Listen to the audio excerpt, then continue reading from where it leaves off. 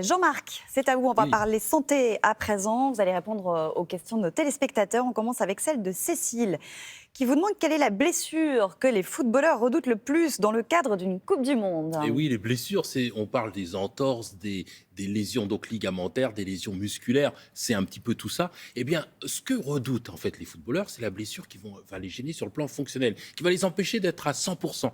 Parce que ce que veut un sélectionneur, c'est avoir une équipe à 100%. Il y a des études qui montrent, par exemple, que les équipes qui vont le plus loin dans la compétition, eh bien, sont celles qui ont le moins de blessés. Ça paraît logique. Et donc, évidemment, qui tombe sous le sens. Là, tout est normal. Voilà.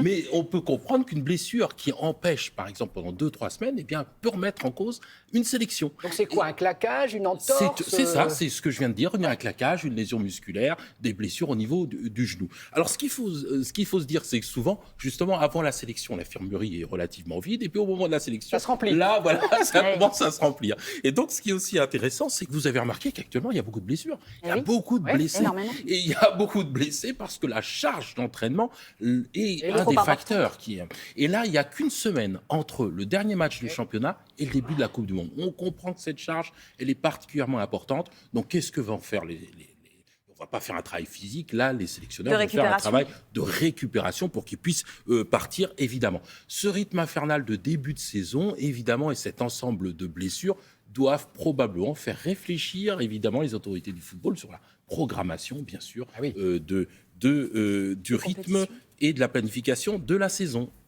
Docteur Sen, il y a Clément qui habite Léon.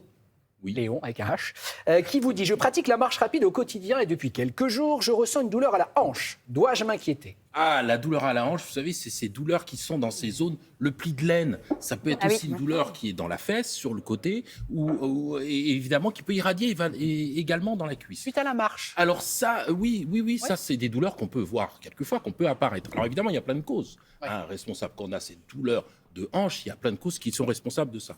Ce qui est certain, c'est que la sursollicitation, le fait de beaucoup solliciter, on sait que ça va accentuer parce qu'on marche beaucoup, parce qu'on court, parce qu'on fait un entraînement intensif, tout ça va solliciter les douleurs de hanche. Ce qui est certain, c'est qu'à partir du moment où on a une diminution de la mobilité, on a du mal à marcher, on a une répercussion dans la vie quotidienne, eh bien, il ne faut pas hésiter à consulter son médecin pour faire le diagnostic.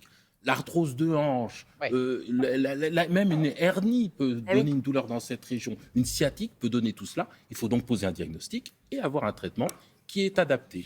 Une dernière question d'Anaïs. Je suis fumeuse, je voudrais essayer d'arrêter. Est-ce que me mettre au jogging peut être une bonne solution ? Eh bien oui, on peut dire rapidement oui, ça a plein de fonctions. Ça améliore la condition physique, ça diminue la sensation de manque, ça améliore également, ça lutte contre le stress, l'anxiété. Ça permet également un meilleur contrôle du poids. Hein. Quand une des inquiétudes, c'est de reprendre du poids. Et quand on fait de l'activité physique, ça permet de maîtriser le poids. Donc ça, c'est vraiment une bonne chose. On n'oublie pas de consulter son médecin quand on se remet à faire du sport, quand on est gros fumeur, parce que sur le plan cardiovasculaire, il faut vraiment vérifier ça. Et puis, il ne faut pas hésiter à utiliser d'autres techniques. Il n'y a pas que le sport, il y a d'autres techniques qui permettent d'arrêter de fumer. Merci, docteur Sen.